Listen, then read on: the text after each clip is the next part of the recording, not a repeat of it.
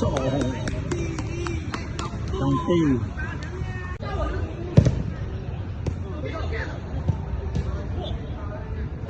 Yes, là tao mùi.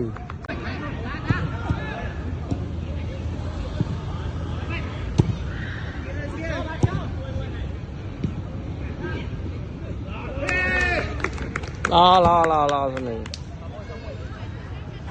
Tao thì ra mà riêng này thôi. Không, sẽ mà tích. Chui cái này pin nè. Ơi, xin mùi. Đã, đó nè. Cái này đã. Em.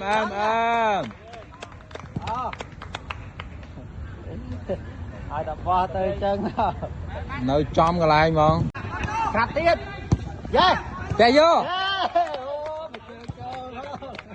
rồi mà bỏ số 3 món 3 tầng nè số 3 tầng nè bằng 2 bắt chơi ta xe lấy đây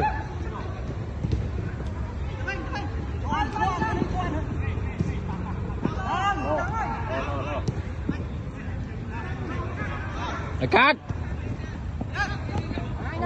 Tam mày test Tam ơi nó ngon chui ok bà dương mấy nhỉ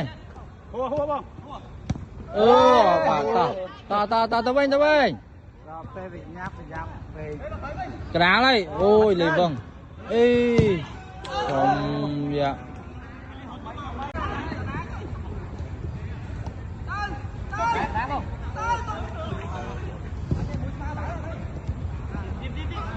và hai mà em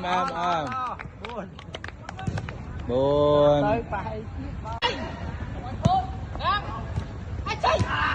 ô hình với nha